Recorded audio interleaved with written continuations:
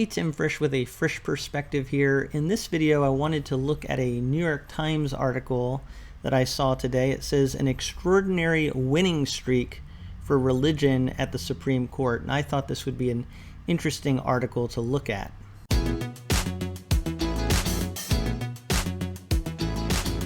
Before we get started on this, make sure you subscribe to this channel if you would like more analysis, reviews, and fun from a Christian nerd's point of view. So I thought I would just look over this article, give some comments, but I'd like to hear what you think about this in the comments below. So make sure you leave comments. I do enjoy hearing your thoughts on issues like this. One of the things that I like to cover on my channel are cultural issues that are taking place.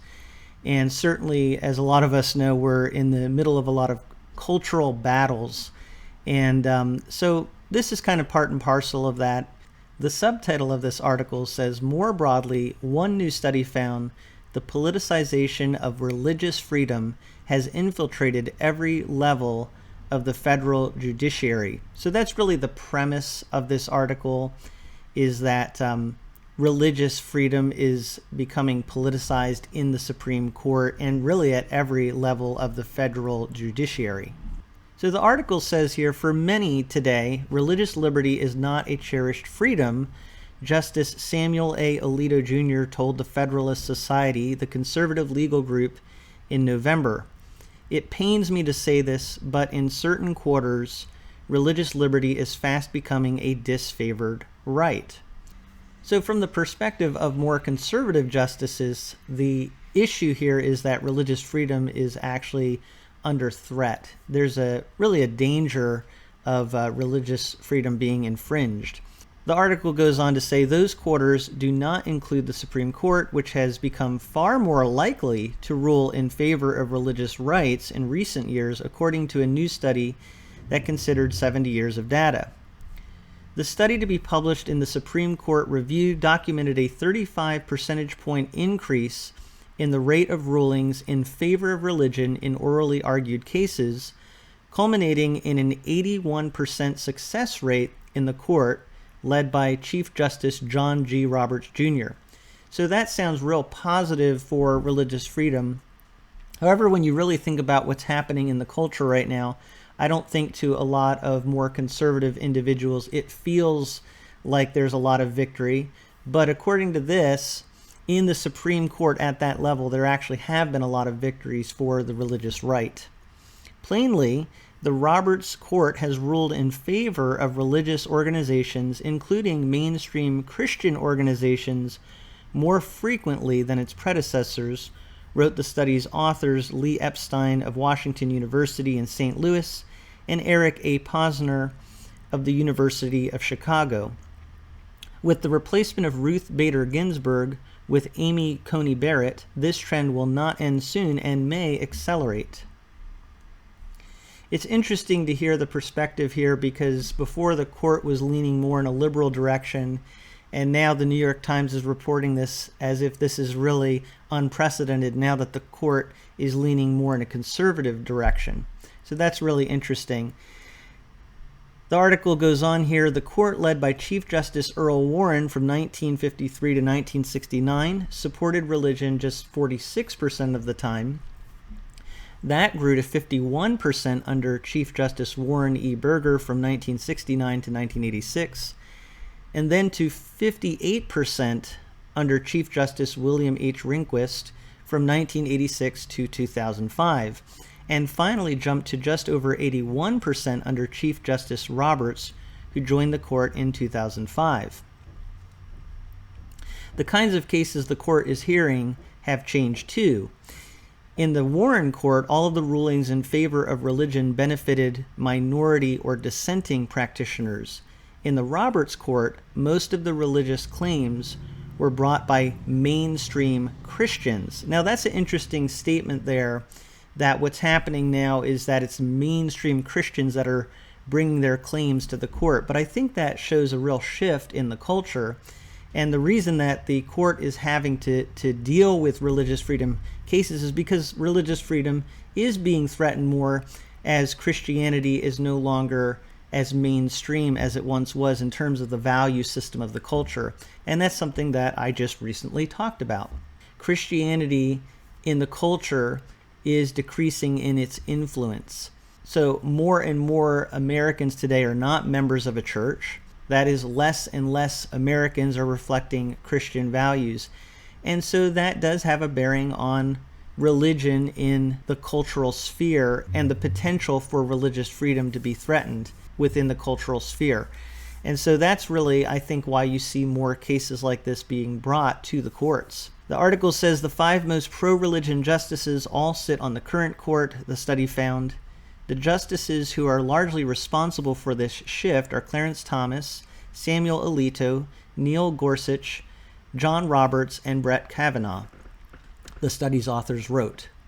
While there are some differences among these justices, and Kavanaugh has been involved in only a handful of cases, they are clearly the most pro-religion justices on the Supreme Court going back at least until World War II.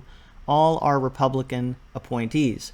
And again, I would say here, maybe what this is really showing is that there are more cases now where decisions like this have to be made. I think that Christianity is becoming more of a political issue, if you will, because the culture no longer unanimously supports Christian values. So I think that's feeding into what's going on here. In the last term alone, the court sided with Christian religious groups in 3 argued cases. The court ruled that state programs supporting private schools must include religious ones, that the Trump administration could allow employers with religious objections to deny contraception coverage to female workers, and that employment discrimination laws do not apply to many teachers at religious schools. Now, that whole issue of religious schools, I think, is going to become a really big issue. I did read recently that there actually is a lawsuit, I think, against the Department of Education because of some Christian colleges and what are being termed discrimination in those institutions. Now, that was actually in relation to certain students, but I think what's happening in the schools is going to become a front and center issue. And that's even Christian institutions here. So you can see these are cultural battles taking place, and it's showing in these Supreme Court cases.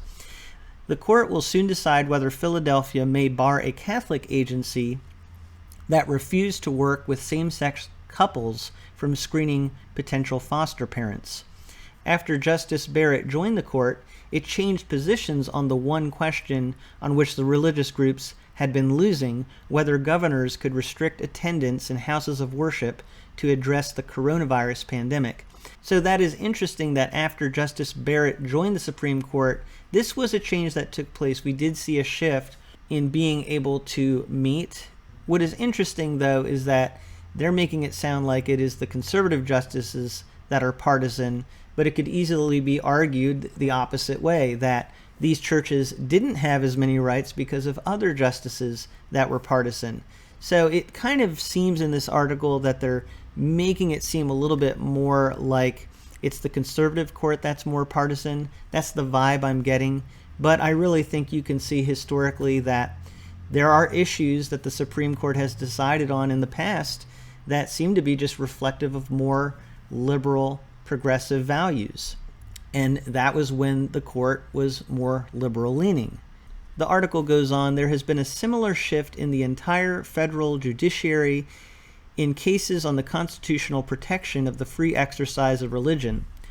Protecting that right, as Justice Alito pointed out in his speech, used to be a bipartisan commitment. In 1990, when the Supreme Court cut back on protections for free exercise, with Justice Antonin Scalia writing the majority opinion, Congress responded with the Religious Freedom Restoration Act. Now that is interesting that there was a time in 1990 when it seemed that the court was actually cutting back on protections for free exercise of religion. But that was at a time when Congress was willing to step in and protect the freedom of religion. So just a very different time period that we're talking about in terms of how these cultural issues played out. The law had almost universal support, Justice Alito said. In the House, the vote was unanimous. In the Senate, it was merely 97-3, and the bill was enthusiastically signed by President Clinton.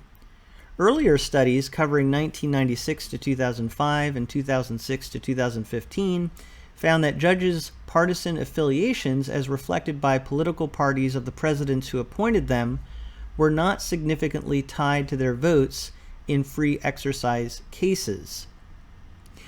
Zalman Rothschild, a fellow at the Stanford Constitutional Law Center, updated that data in a second study to be published in the Cornell Law Review. He found that things had changed.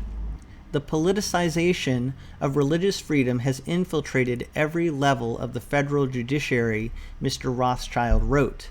In the 5 years through the end of 2020, he wrote, federal judges' partisan affiliations had become powerfully correlated to their votes. And when the pandemic struck, resulting in widespread lockdowns of religious houses of worship, he wrote, the unprecedented number of constitutional free exercise cases brought in such a condensed span of time forced that partisanship into sharp relief. Even putting aside cases concerning the pandemic, a big partisan gap has opened in free exercise cases. Judges appointed by Democrats sided with religion 10% of the time in such cases in the last 5 years, compared with 49% for ones appointed by Republicans and 72% for ones named by President Donald J. Trump. The numbers were even starker, Mr. Rothschild wrote, in cases concerning restrictions meant to combat COVID-19.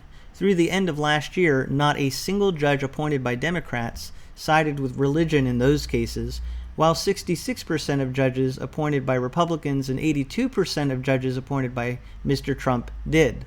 Now, maybe I'm reading this wrong. Maybe the writer of this article is trying to be fair here, and maybe he's actually showing that the victories that the Christians are winning in these cases actually have to do with the fact that you don't have the liberal judges on the bench. I don't really know exactly what they're getting at here, other than to say that the judges are voting along party lines and it didn't used to be that way. The implication to me seems to be that conservative judges used to be willing to go against religion, and now it doesn't seem like they're willing to.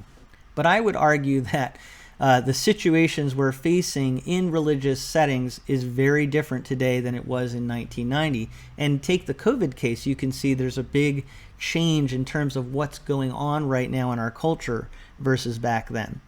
It says here, though, what changed in the last 5 years? It is probably no coincidence that the court established a constitutional right to same-sex marriage in 2015. More generally, claims of religious freedom, brought mostly by Christian groups, have increasingly been used to try to limit progressive measures like the protection of transgender rights and access to contraception. On top of that, a culture war erupted about how best to address the coronavirus. Now, it's interesting here, they are talking about the issue of gay marriage and transgender rights, and they're making it sound like Christians are reacting to that in the sense that they're trying to go against that. They're trying to limit the progress. But I think what's really happening at the Supreme Court level, another way to look at this, is that Christians feel threatened by these cultural changes, and it's actually potentially bringing into question their rights. And actually, again, we see that in religious institutions where, yes, there are certain people who say their rights are being infringed if they're LGBTQ or they're transgender. But on the other side, there are Christian institutions and business owners, for example, that feel their rights are being infringed. And so this is the real conundrum in our culture right now, is that you have these competing what are called rights on both sides. So if you are someone in the LGBTQ community, let's say you're someone who's a customer and you want to go into a business, you feel like when you go into any business, you should be able to get whatever product they offer, whatever service they offer, and nobody should infringe on your rights. But let's say you're a business owner who's a Christian and you believe you have the right to religious freedom to exercise your beliefs and to even exercise those beliefs in how you carry out your business. So both sides feel like they have a right that needs to be protected, and that is potentially being infringed upon, and that is what the Supreme Court is dealing with now. But culturally, things are leaning more in favor of the LGBTQ community, for example, And so it's really now Christians and Christian organizations that are on the defense. And I think that's why you see the Supreme Court having to decide, do we want to be more protective now of religious freedom, since the culture tends to be coming more against them. But this article tends to put it on the other side, that it's Christians who are being aggressive and are winning these cases, infringing on the rights of other people. In 2018, Justice Elena Kagan accused the court's conservative majority of weaponizing the First Amendment, of using its protection of free expression to intervene in economic and regulatory policy. Professor Epstein said something similar was afoot in the court's religion decisions. Just as the majority has weaponized free speech in service of business and conservative interests, she said, it's using the religion clauses to privilege mostly mainstream religious organizations. Again, I would take issue with them saying mainstream religion, because religion, we have to face it, is becoming less and less mainstream, and I think that's what's really at issue here. So a lot of this comes down to what side you're looking at things from. And if you are on what is called the progressive side, you're going to see these Christians as infringing on certain people's rights. But if you are on the religious side, you're also concerned about religious freedom and the rights of people to practice what they believe. That's a right we've always had in this country, the free exercise of religion. But a lot of these things are coming to a head because of the cultural shifts that have been taking place in our culture really for a long time. So again, the article is saying that religion is really having a winning streak in the Supreme Court, and that may be the case technically. Yes, there are a lot of wins. However, I think a lot of that has to do with a lot of the losses that are happening in the cultural wars themselves. And so really Christians are now becoming more and more the minority whose protections and freedoms are being threatened. I think that's certainly how a lot of Christians feel. It would be great to hear what you think about all of this in the comments below. Just again, try to keep those comments constructive and helpful to conversation. But thank you so much for taking a look at this article with me, brought to you from A Frisch Perspective.